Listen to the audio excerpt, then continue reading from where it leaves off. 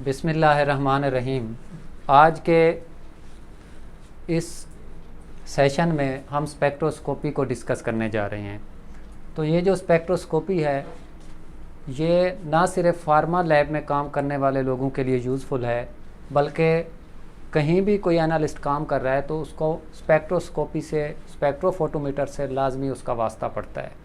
तो ये केमिकल का कोई डिप्लोमा कर रहा है कोई स्टूडेंट, एनालिस्ट है, केमिस्ट है या फार्मा लैब में किसी लैब में काम कर रहा है, तो स्पेक्ट्रोस्कोपी उसके लिए ज़रूरी है समझना। तो स्पेक्ट्रोफोटोमीटर जो है ये HPLC से बाकी टेक्निक से ज़्यादा इस्तेमाल होता है। तो फर्स्ट वन पे हम डिफ़ाइन करते हैं स्पेक्ट्रोस्कोपी को। स्पेक्ट्रोस्कोपी को कुछ इस तरह डिफ़ाइन करते हैं, इलेक्ट्रोमैग्नेटिक रेडिएशंस या लाइट। ये मैं अलग से फिर डिफरेंस इसका बता दूंगा कि मैंने इलेक्ट्रोमैग्नेटिक रेडिएशंस का वर्ड भी बोला है और लाइट का भी बोला है। तो ये दो वर्ड अलग अलग क्यों बोले हैं, तो एक बार मैं फिर रिवाइज कर देता हूँ। इलेक्ट्रोमैग्नेटिक रेडिएशंस का किसी भी मैटर के साथ जो इंटरेक्शन होता है उसको हम स्पेक्ट्रोस्कोपी कहते हैं। अब इलेक्ट्रोमैग्नेटिक रेडिएशंस क्या हैं? इलेक्ट्रोमैग्नेटिक रेडिएशन, फर्स्ट वन पे जो रेडिएशन है वो तो एक प्रोसेस है जिसके थ्रू रेडिएशन निकल रही हैं, एमिट हो रही हैं। अब सपोज कोई रेडिएशन है, मैं एग्जांपल कुछ इस तरह दूंगा, ये रेडिएशन का कोई सोर्स है, इससे रेडिएशन यूं एमिट हो रही हैं हर तरफ पे। अब ये रेडिएशन जो रास्ता इख्तियार कर रही है उसको हम रे का नाम देते हैं। ये हर तरफ फैली हुई है, तो एक रेडिएशन ने जो रास्ता पाथ अडाप्ट किया है उसको रे कहते हैं। अब हम ये देखते हैं कि क्या ये स्ट्रेट फॉर्म में जा रही है या किसी और वे में जा रही है। तो कुछ ऐसी हैं जो स्ट्रेट होती हैं और कुछ ऐसी होती हैं जो वेव्स की फॉर्म में मूव कर रही होती हैं। रेडिएशन का मैंने बता दिया, ये प्रोसेस है जिसके थ्रू रेडिएशन एमिट हो रही होती हैं। उसके बाद वो रेडिएशन जो है जो रास्ता इख्तियार करती है उसको रे कहते हैं, और वो जिस शक्ल में मूव कर रही होती है उसको या तो वो स्ट्रेट फॉर्म में जा रही होगी या फिर वेव्स की शक्ल में जा रही होगी। तो इलेक्ट्रोमैग्नेटिक रेडिएशंस का किसी भी मैटर के साथ जो इंटरेक्शन होगा उसको स्पेक्ट्रोस्कोपी कहेंगे। अब जो रेडिएशंस हैं, इलेक्ट्रोमैग्नेटिक रेडिएशंस, वो कौन कौन सी हैं? वो रोज़मर्रा लाइफ में हम अक्सर ये नाम सुनते हैं कि गामा रेज, उसके बाद X rays, ultraviolet, visible, infrared, microwaves and radio waves. Gamma rays, X rays, ultraviolet, visible, infrared, microwaves और रेडियो वेव्स। तो ये जो रेज हैं, ये जो रेडिएशंस हैं, इनको नाम दिया जाता है इलेक्ट्रोमैग्नेटिक रेडिएशंस का। तो इलेक्ट्रोमैग्नेटिक रेडिएशंस की ये जो मैंने तरतीब लिखी है ये किसी बेस पे बनाई गई है। ऐसे नहीं है कि पहले गामा रेज रख दी है, फिर एक्स रे, फिर उसके बाद अल्ट्रावायलेट, फिर विजिबल, इंफ्रारेड। ये किस बेस पे इनकी ये तरतीब लगाई गई है? जैसा कि मैंने अभी बताया है कि कुछ रेडिएशन की जो रे होती है वो स्ट्रेट होती है और कुछ जो है ना वो वेव्स की फॉर्म में मूव कर रही होती हैं। तो इनकी ये जो तरतीब है ये उनकी वेव्स में जो मूव करने की सलाहियत है उस बेस पे रखा गया है इसका नाम। अब वेव क्या होती है और उसके बाद वेव लेंथ क्या होती है? वेव तो अभी मैंने आपको बता दिया है, ये वेव यूं मूव कर रही है। और वेव लेंथ जो है वो किसी भी वेव के, ये अपर पार्ट सिंगल वेव के इस टॉप से इस टॉप तक का जो डिस्टेंस है दरमियान में उसको कहते हैं वेव लेंथ। आप यहाँ से यहाँ तक ये मेजर कर सकते हैं, या बॉटम से स्टार्ट से एंड तक यहाँ पे मेजर कर सकते हैं, या इसका ये जो 0 पॉइंट है यहाँ से भी आप मेजर कर सकते हैं। तो एक्चुअली किसी वेव का जो ये टॉप वन पे डिस्टेंस है या इनके बॉटम वाला डिस्टेंस है, दो के दरमियान, कंसेक्टिव के दरमियान, उस डिस्टेंस को वेव लेंथ का नाम देते हैं। अब इन्हीं वेव लेंथ के डिफरेंस की बेस पे ये जो रेडिएशंस हैं इनको तरतीब दिया गया है। तो वो किस तरह के, सपोज मैं एग्जांपल देता हूँ, एक ख़ानदान के 100 अफराद हैं और उनको आपने सब डिवीज़न उनकी करनी है अलग अलग। तो एक उनमें से जो सरदार है वो कहता है कि आप इन सब के बाजू की जो लेंथ है वो मैयर कर लें, जिनके बाजू की लेंथ एक जैसी है उनको एक ख़ानदान में डाल दें, उनको एक फैमिली में डाल दें। तो यही प्रोसेस इधर रेडिएशंस के साथ भी है, जिनकी वेवलेंथ सेम है उनको एक ही उसमें ग्रुप में डाल दें और जिनकी डिफरेंट है उनको फिर क्लासीफाई करते जाएं। तो मेरे कहने का मतलब ये था, जो रेडियो वेव्स हैं उनकी वेवलेंथ अलग है, माइक्रो की अलग है, इंफ्रारेड की अलग है, विजिबल, अल्ट्रावायलेट, इसी तरह इस तरतीब से हर एक की वेवलेंथ डिफरेंट है। तो उसी वेवलेंथ की बेस पे ही इनकी क्लासीफाई इनको किया गया है या ग्रुप बनाया गया है। अब ये जो वेवलेंथ की बेस पे एक स्पेक्ट्रम डिज़ाइन किया गया है, ये एक स्पेक्ट्रम डिज़ाइन किया गया है जिसको कहते हैं electromagnetic spectrum. Electromagnetic spectrum, electromagnetic spectrum. अब अगर आप मज़ीद इसको डिटेल में पढ़ना चाहते हैं तो आपको इनका कलर्ड इमेज भी मिल जाएगा, उनमें इनकी हर एक की वेवलेंथ की रेंज दी हुई होगी। अब नेक्स्ट हम चलते हैं कि किसकी वेवलेंथ, किस रेज की रेडिएशन की ज़्यादा है, किसकी कम है। तो वेवलेंथ जो है वो इस डायरेक्शन में बढ़ती जा रही है, गामा की कम, उसके बाद एक्स रेज की उससे ज़्यादा, अल्ट्रा की उससे ज़्यादा, विजिबल की मैक्सिमम उससे ज़्यादा, एंड पे जो है रेडियो वेव्स जो है उनकी वेवलेंथ सबसे ज़्यादा है। तो वेवलेंथ जो है ग्रेजुअली इस डायरेक्शन में बढ़ रही है। याद रखना, जिन रेडिएशंस की वेवलेंथ ज़्यादा होगी उनकी एनर्जी और फ्रीक्वेंसी कम होगी, जिनकी वेवलेंथ ज़्यादा है उनकी एनर्जी और फ्रीक्वेंसी कम है, इन्वर्सली प्रोपोर्शनल है। तो रेडियो वेव्स जो हैं इनकी वेवलेंथ सबसे ज़्यादा है, इसलिए इनकी एनर्जी और फ्रीक्वेंसी सबसे कम है। अब अगर हम इस तरतीब को देखें तो गामा रेज की वेवलेंथ सबसे कम होगी और इनकी एनर्जी और फ्रीक्वेंसी सबसे ज़्यादा होगी, क्योंकि ये जो शक्ल बनती है वेव्स की, ये कुछ यूँ बनेगी। ये जो गामा रेज हैं इनकी वेवलेंथ कम होगी, मतलब ये यूँ हैं, और जो रेडियो वेव्स हैं उनकी वेवलेंथ ज़्यादा है।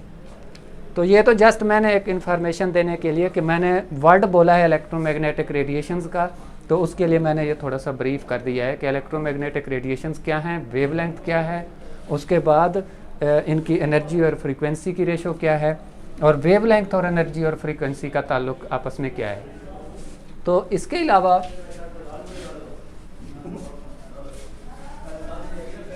जब मेजर किया गया तो ये जो फ्रीक्वेंसी है और एनर्जी है वो इस रुख बढ़ रही हैं, दोनों एनर्जी और फ्रीक्वेंसी वो यूँ बढ़ रही हैं, और वेवलेंथ जो है ना वो इन्वर्सली यूँ बढ़ रही है। अब 0 हर्ट्ज से, क्योंकि फ्रीक्वेंसी की यूनिट हर्ट्ज है, 0 हर्ट्ज से 10⁻24 हर्ट्ज तक ये उनकी फ्रीक्वेंसी है। फ्रीक्वेंसी और एनर्जी कभी ज़ीरो नहीं हो सकती, लेकिन वेवलेंथ जो है वो माइनस में जा सकती है। अगर आप 1 मीटर को सेंटर में रखें और उसके ऊपर नीचे माइनस में और ऊपर प्लस में ले जाएं तो वो हो सकता है। जैसे कि किलोमीटर है, उसके रिवर्स आप देखें तो आपको मिलीमीटर, डेसीमीटर वगैरह वगैरह इस तरह मिलेंगे, वो माइनस में जा रहे हैं। अब हर एक की अलग अलग वेवलेंथ है। सपोज मैं एग्जांपल दे रहा हूँ, रेडियो वेव्स की किलोमीटर में है, इतनी खुली वेव्स हैं, और जो गामा रेज हैं उनकी पिकोमीटर में है, और इसके अलावा जो अल्ट्रावायलेट हैं उनकी नैनोमीटर में है। अब जब भी हम अल्ट्रावायलेट रेडिएशन लेंगे तो उनकी वेवलेंथ, क्योंकि ये मेजर्ड है, कैलकुलेटेड है, ये नैनोमीटर में ही होगी। तो जब नैनोमीटर का नाम आएगा तो इट मीन्स कि हम कौन सी रेडिएशन यूज़ कर रहे हैं, उनमें रेडिएशन का सोर्स अल्ट्रावायलेट यूज़ कर रहे हैं, क्योंकि जब उन्होंने कैलकुलेट किया है तो जो नैनोमीटर की रेंज में आया था वो अल्ट्रावायलेट आई थी। अब अल्ट्रावायलेट जो हैं वो 200 से 400 नैनोमीटर और उससे आगे 800 नैनोमीटर तक जो हैं वो विजिबल हो जाती हैं। 200 से 400 नैनोमीटर तक अल्ट्रावायलेट, 400 से 800 नैनोमीटर तक विजिबल लाइट। अब कहीं भी अगर ये तज़किरा होता है कि फ़लाँ जो है मालिक्यूल उसकी वेवलेंथ है 278 नैनोमीटर, तो इट मीन्स कि उन्होंने किस रेडिएशन पे काम किया है, अल्ट्रावायलेट पे काम किया है। तो हमें ऑटोमेटिकली कन्फर्म हो जाएगा और क्लियर हो जाएगा कि ये अल्ट्रावायलेट रेडिएशन का सोर्स यूज़ कर रहे हैं। अब विजिबल जो है उनमें ये एक तरतीब है जो violet, indigo, blue, green, yellow, orange, red. तो 400, 420, 475, 580 ऐसे इनकी हर एक की अलग अलग फिर वेवलेंथ है, लेकिन वो 400 से ऊपर 800 की रेंज में ही है। तो अब जो अल्ट्रावायलेट हम इसको नाम देते हैं, तो जब अल्ट्रावायलेट रेडिएशन का सोर्स ऑन होता है तो अल्ट्रावायलेट कलर की लाइट उसमें से एमिट हो रही होती है। उससे आगे देखें वायलेट शुरू हो गया है, उससे पहले अल्ट्रावायलेट 400 पे ख़त्म हो गया है। अब जो विजिबल रेंज है वो हम नेकेड आई से देख सकते हैं उस रोशनी को, और मज़ीद अगर आप उसको प्रिज्म में से गुजारेंगे तो वो 7 कलर में डिवाइड हो जाती है, हर एक की फिर अलग वेवलेंथ है। तो इसके बाद मैं एक बार फिर क्लियर कर दूं कि जहाँ पे नैनोमीटर की बात होगी तो हमारा सोर्स होगा अल्ट्रावायलेट होगा या विजिबल होगा, क्योंकि 200 से 400 नैनोमीटर पे ये है। विजिबल से आगे, रेड से आगे जब फिर हम जाएंगे इंफ्रारेड की तरफ, फिर हमें वो लाइट दिखाई देना बंद हो जाएगी, हमें नज़र नहीं आएगी। तो अल्ट्रावायलेट और विजिबल रेडिएशन जहाँ पे यूज़ करेंगे उस स्पेक्ट्रोस्कोपी का नाम होगा यूवी विजिबल स्पेक्ट्रोस्कोपी। रेडिएशन के सोर्स की बेस पे ही स्पेक्ट्रोस्कोपी को नाम दिया जाएगा। तो अल्ट्रावायलेट, विजिबल रेडिएशन जहाँ पे यूज़ हो रही हैं, सोर्स यूज़ हो रहे हैं, तो स्पेक्ट्रोस्कोपी का नाम है यूवी विजिबल स्पेक्ट्रोस्कोपी। और सपोज हम इंफ्रारेड जहाँ पे यूज़ करेंगे तो उस स्पेक्ट्रोस्कोपी का नाम होगा इंफ्रारेड स्पेक्ट्रोस्कोपी, जैसे FTIR है। और यूवी विजिबल का स्पेक्ट्रोफोटोमीटर है। तो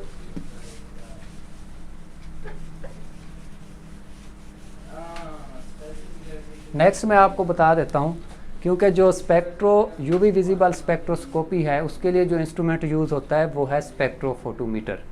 अब जो स्पेक्ट्रोफोटोमीटर है उसके कौन से पार्ट्स हैं और हर पार्ट का फंक्शन क्या है। फर्स्ट वन पे आता है, क्योंकि हमने उसको यूवी विजिबल रेंज प्रोवाइड करनी है तो उसके लिए हमें कोई सोर्स जनरेट करना पड़ेगा, ढूंढना पड़ेगा कि जिससे हमें अल्ट्रावायलेट रेडिएशन मिले।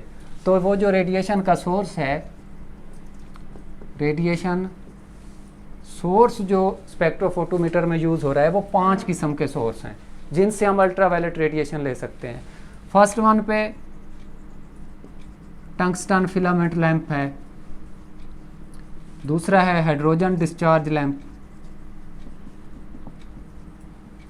थर्ड वन पे है D2 या ड्यूट्रियम लैंप, क्योंकि D2 जो ड्यूट्रियम है वो हाइड्रोजन का आइसोटोप है, ड्यूट्रियम लैंप।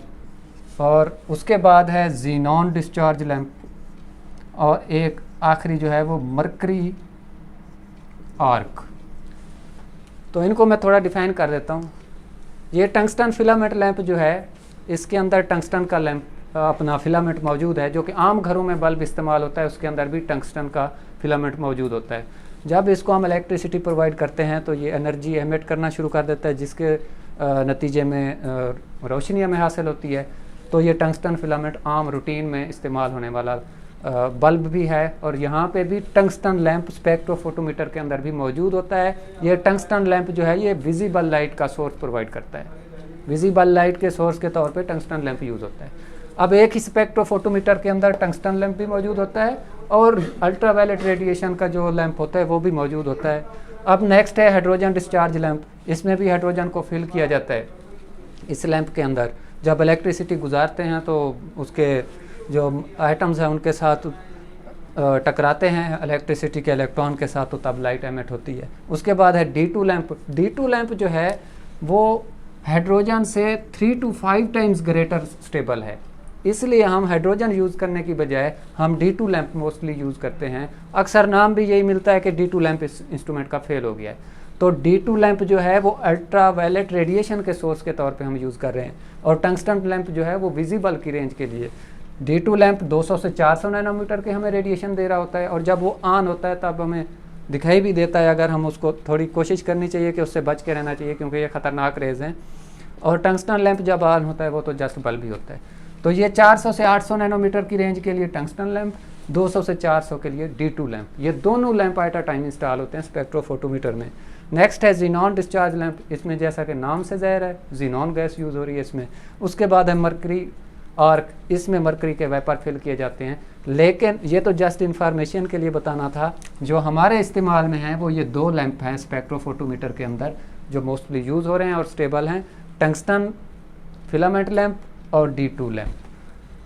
तो यहाँ तक ये रेडिएशन के सोर्स मैंने बता दिए हैं। नेक्स्ट जो है इस स्पेक्ट्रोफोटोमीटर के अंदर जो पार्ट यूज़ होता है वो यूज़ होता है मोनोक्रोमेटर का। मोनोक्रोमेटर के नाम से मेंशन है। जैसा कि नाम से मेंशन हो रहा है, मोनो मीन सिंगल, जो हमारी रिक्वायर्ड वेवलेंथ है उसको ये सेपरेट करके आगे गुजरने देता है। मोनोक्रोमेटर जो है वो 3 पार्ट्स पे आगे मुश्तमिल होता है। एक है एंट्रेंस स्लिट, उसके बाद जो आम रूटीन में हमारा प्रिज्म है वो यूज़ होता है, उसके बाद होता है एक्सिट स्लिट। इन तीनों का जो कंबाइंड नाम है वो मोनोक्रोमेटर ही है। तो जो हमारी रिक्वायर्ड लाइट वेवलेंथ की लाइट रिक्वायर होती है, एंट्रेंस स्लिट उसी को गुजरने देगी मिरर से टकराने के बाद, उसके बाद प्रिज्म में से गुजरेगी, फिर हमारी जो वेवलेंथ सेट है उसी में से गुजरेगी। एक क्वेश्चन मैं यहाँ पे छोड़ देता हूँ कि अगर अल्ट्रावायलेट रेडिएशंस को हम प्रिज्म में से गुजारेंगे तो क्या वो उसको भी 7 कलर की उसमें लाइट में डिवाइड करेगा या नहीं? कभी नहीं, क्योंकि उसमें से तो जब आप विजिबल वाला सोर्स वाली लाइट गुजारेंगे तो उसको वो 7 कलर में शो करेगा। तो ये थे मोनोक्रोमेटर के पार्ट्स। मोनोक्रोमेटर का फंक्शन जस्ट यही है कि लाइट को पैरेलल फॉर्म में, ये नहीं कि वो उसको डिस्पर्स कर दे और कोई उसकी सिंगल बीम ही ना बने, तो ये उसको एक स्ट्रेट लाइट में बीम की फॉर्म में गुजरने के लिए मोनोक्रोमेटर यूज़ होता है। तो जो लेज़र लाइट है उसके अंदर भी यही मोनोक्रोमेटर वाला फंक्शन है। नेक्स्ट जो है थर्ड पार्ट वो होता है रेफरेंस सेल, उसके बाद सैंपल सेल, उसके बाद है डिटेक्टर, डिटेक्टर के बाद है रिकॉर्डर। ये पार्ट्स यूज़ हो रहे होते हैं स्पेक्ट्रोफोटोमीटर के अंदर, उस पूरा जो बॉक्स बना होता है इस तरतीब में। अब मोनोक्रोमेटर से लाइट गुजर गई, हमारी रिक्वायरमेंट के मुताबिक उस वेवलेंथ से पैरेलल एक बीम गुजर आई। अब ये बीम जो है, अगर हमारे पास है सिंगल बीम स्पेक्ट्रोफोटोमीटर तो वो स्ट्रेट एक ही सिंगल लाइन में गुजरेगी। अगर डबल बीम स्पेक्ट्रोफोटोमीटर है तो फिर वो इस पीछे से आने वाली लाइट को 2 पार्ट्स में डिवाइड कर देता है। सेम इंटेंसिटी की लाइट, सेम इंटेंसिटी की लाइट को 2 पार्ट्स में, ये नहीं है कि यहाँ पे 40 फोटॉन जा रहे हैं और यहाँ पे 50, नहीं, सेम इंटेंसिटी की लाइट गुजारेगा दोनों रूट में से। अब ये 2 रूट बन गए इसके। एक के सामने पड़ा होता है रेफरेंस सेल और एक के सामने है सैंपल सेल। एक रेफरेंस, एक सैंपल। अब जब हम लोगों ने सोल्यूशन बनाया होता है, जो ब्लैंक हमारा होता है हम दोनों में ब्लैंक रख देते हैं और उसमें से लाइट गुजार देते हैं, तो वो 0 के इक्वल एब्जॉर्बेंस देता है। 0 के इक्वल क्यों? कि इसमें भी वही उसी इंटेंसिटी का सोल्यूशन पड़ा है, कंसंट्रेशन का, इसमें भी उसी का पड़ा है, ब्लैंक पड़े हैं। तो रेफरेंस सेल में से लाइट गुजरेगी, इसी तरह सैंपल सेल में से भी लाइट गुजरेगी। अब ये जो सेल है ये किस चीज़ से बना होता है, साथ साथ मैं बताता जाऊँ। सेल जो है ये एक मटेरियल क्वार्ट्ज के नाम से है, क्वार्ट्ज का बना होता सेल होता है। अब ना ये ग्लास का बना होता है ना किसी ट्रांसपेरेंट फाइबर का बना होता है। तो क्वार्ट्ज का क्यों बना होता है? या तो ये क्वार्ट्ज का बना होता है या फ्यूज सिलिका का बना होता है। इन दोनों की प्रॉपर्टी में ये है कि जो 200 से 300 नैनोमीटर, मैंने अभी बात की अल्ट्रावायलेट रेडिएशंस जो हैं वो 200 से 400 नैनोमीटर की रेंज में हैं, लेकिन 200 से 300 नैनोमीटर की जो रेंज है, अगर हम ग्लास का यूज़ करेंगे तो वो ग्लास खुद ही ऑब्जर्व कर लेगा, ग्लास खुद ऑब्जर्व कर लेगा। अगर हम सस्ते वाला ग्लास का ये बनवा लें या बना लें तो ग्लास 200 से 300 की लाइट तो अब ग्लास ऑब्जर्व कर लेगा, हमारी एक्यूरेसी नहीं आएगी रिजल्ट में। अब इसलिए क्वार्ट्ज या फ्यूज सिलिका का बनाया जाता है क्योंकि वो इन रेडिएशंस को ऑब्जर्व नहीं करता। फॉर एग्जांपल अगर ये हमारा सेल टूट जाता है तो हमें, क्योंकि ये जो सेल आते हैं जोड़ी की शक्ल में आते हैं, कपल उसमें आते हैं, तो वो सेम लाट के बने होते हैं, उनकी ऑब्जर्वेंस चेकड होती है ऑलरेडी कि क्या दोनों की सेम ऑब्जर्वेंस है, दोनों में जो सोल्यूशन पड़ा होता है वो सेम ऑब्जर्वेंस ऑब्जर्व कर रहा है। तो इसलिए जब भी लेने हैं तो ये कपल की शक्ल में, जोड़ी की शक्ल में मिलेंगे। अगर टूट गया एक तो दूसरा हम ये नहीं है कि किसी और लाट का उठा के इस्तेमाल करें, तो तब हमारे रिज़ल्ट में एरर आएगा। तो इसलिए इसकी एहतियात करनी चाहिए। और इसकी जो है एक सरफेस होती है ट्रांसपेरेंट और दूसरी ट्रांसपेरेंट नहीं होती।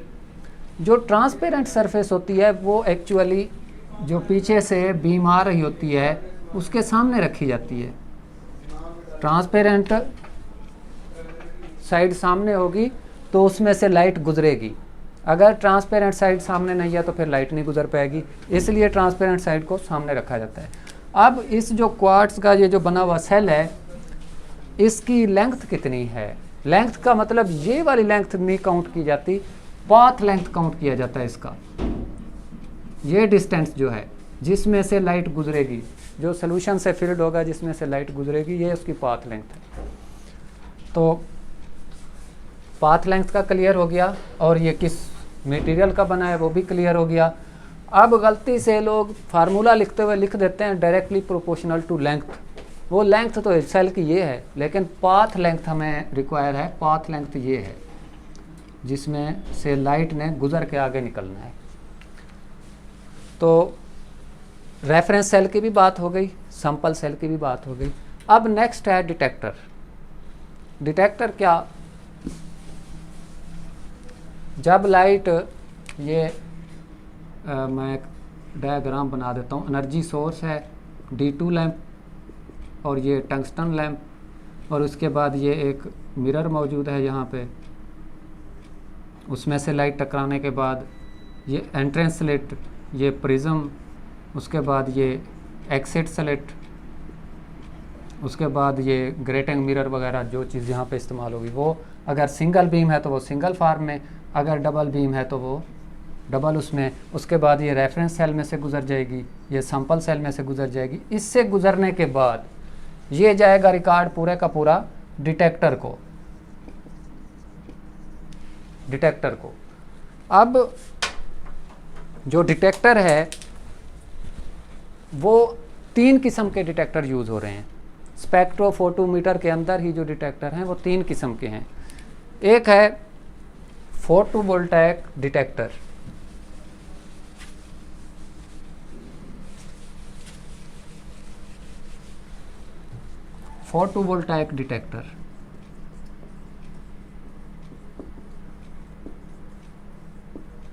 इसकी जो स्ट्रक्चर है वो अलग से है।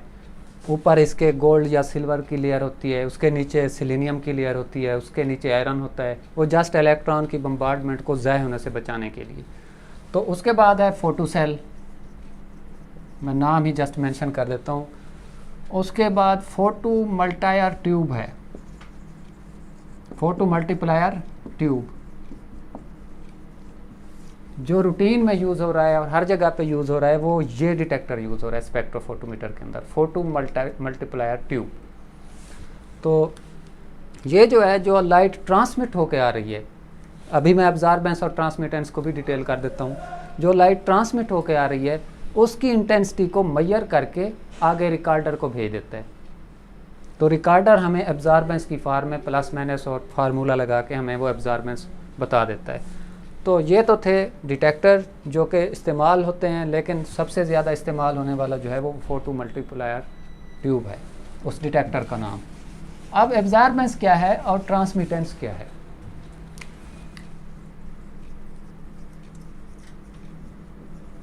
एब्जॉर्बेंस जैसा कि नाम से ज़ाहिर है, लाइट की वो इंटेंसिटी जो हमारे सॉल्यूशन में एब्जॉर्ब हो जाती है, जो कि उस सेल में पड़ा होता है, एब्जॉर्बेंस कहलाती है। और दूसरा ट्रांसमिटेंस ये है जो लाइट विदाउट एब्जॉर्प्शन, एब्जॉर्ब नहीं हुई और उस सेल में से डायरेक्ट गुजर गई है, वो ट्रांसमिटेंस है। एक पॉइंट मैं ऐड कर दूं जो कि क्रिटिकल है, जो ट्रांसमिटेंस है कभी 100% नहीं हो सकती, क्योंकि कुछ ना कुछ लाइट तो उसमें से किसी ना किसी फॉर्म में एब्जॉर्ब हो जाएगी।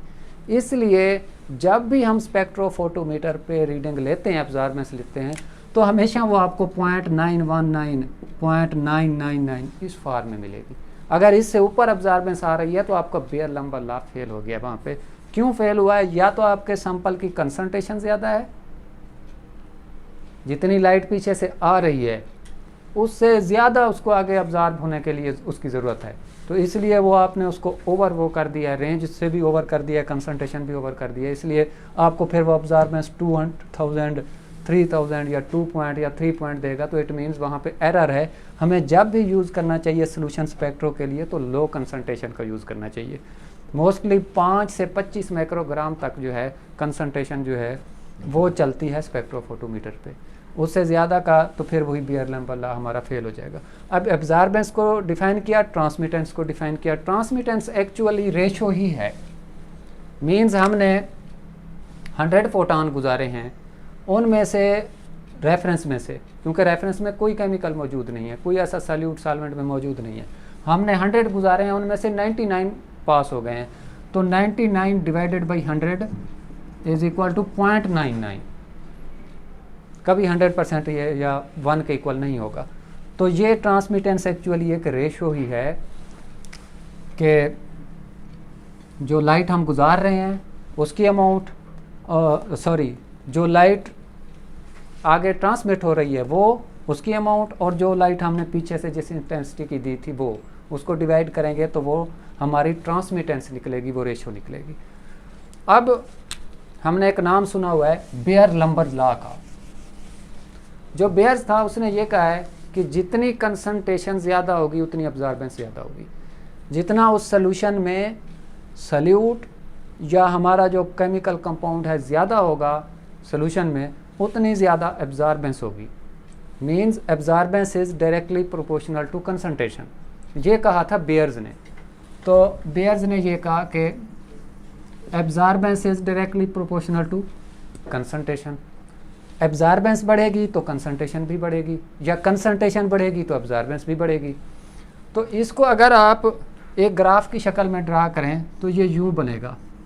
एब्जॉर्बेंस में इस साइड पे वाई एक्सिस के साथ और कंसंट्रेशन एक्स एक्सिस के साथ। जब हम इसका ग्राफ ड्रा करते हैं तो ये यूँ स्ट्रेट होता है।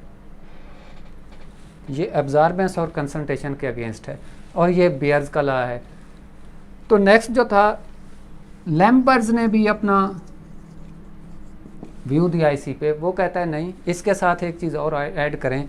जो हमने सेल बनाया हुआ था क्वार्ट्ज का, उसकी जो लेंथ है, पाथ लेंथ है, ये पाथ लेंथ, ये वाली लेंथ नहीं, ये लेंथ पाथ लेंथ, जिसे हम पाथ लेंथ का नाम देते हैं। ये स्टैंडर्ड जो है 1 सेंटीमीटर या 10 मिलीमीटर, ये 1 सेंटीमीटर ही है। ये चारों तरफ से 1 सेंटीमीटर ही होगा। तो उसने कहा कि जी पाथ लेंथ के इक्वल है। अब्जॉर्बेंस जो है directly proportional to path length. अगर इस सेल को आप ज़्यादा बढ़ाएंगे तो जहर है, उसमें ज़्यादा सॉल्यूट आएगा, उसमें सॉल्वेंट की मिकदार भी ज़्यादा आएगी, तो लाइट भी ज़्यादा मीडियम में से गुजरेगी। तो उसने कहा भाई जो एब्जॉर्बेंस है, लैम्बर्ट्स ने ये कहा था कि absorbance is directly proportional to path length, या इसको मैं ये एल के नाम से शो कर देता हूँ। बेयर्स ने कहा कंसंट्रेशन के डायरेक्टली प्रोपोर्शनल, लैम्बर्ट्स ने कहा उस पाथ लेंथ के डायरेक्टली प्रोपोर्शनल। इन दोनों को मिलाकर बेयर्स-लैम्बर्ट्स लॉ डिज़ाइन किया गया। वो फिर कुछ इस तरह लिखा गया, एब्जॉर्बेंस, ये Beer's Lambert's law, absorbance is directly proportional to concentration and length. अब इसको ख़त्म करने के लिए एक कांस्टेंट कोएफिशिएंट यूज़ किया गया, वो है A absorbance is equal to molar extinction coefficient. ये जो मैंने साइन लिखा है, मोलर एक्सटिंक्शन कोएफिशिएंट, ये क्या चीज़ है? ये सब्सटेंस टू सब्सटेंस डिपेंड करती है कि आपने कौन सा मटेरियल किस तरह यूज़ किया है, उसमें है कौन सी चीज़ इस्तेमाल होने वाली। तो सी एल, तो सी वही कंसंट्रेशन, एल वही पाथ लेंथ, और ये उसका कोएफिशिएंट। तो ये पूरे का पूरा बन गया बेयर्स-लैम्बर्ट्स लॉ। तो अगर हम एब्जॉर्बेंस और कंसंट्रेशन का ग्राफ हमने जिस तरह ड्रा किया था, अगर इसी तरह ट्रांसमिटेंस और एब्जॉर्बेंस को करें तो वो ग्राफ कुछ यूँ बनेगा। ट्रांसमिटेंस और एब्जॉर्बेंस को अगर हम ड्रा करें उसका ग्राफ, तो उसका ग्राफ कुछ यूँ बनता है। मीन्स अगर एब्जॉर्बेंस बढ़ेगी तो ट्रांसमिटेंस कम होगी, क्योंकि हमने 50 फोटान उसमें इंटेंसिटी की लाइट गुजारी है। अगर 50 में से 40 एब्जॉर्ब हो गए हैं तो 10 बच जाएंगे। अगर 50 में से 30 हैं तो 20 बचेंगे। मीन्स इन्वर्सली प्रोपोर्शनल है ट्रांसमिटेंस और एब्जॉर्बेंस। तो हमारे पास जो आगे डिटेक्टर था उसने डिटेक्ट किया, उसने सिग्नल दिए आगे रिकॉर्डर को।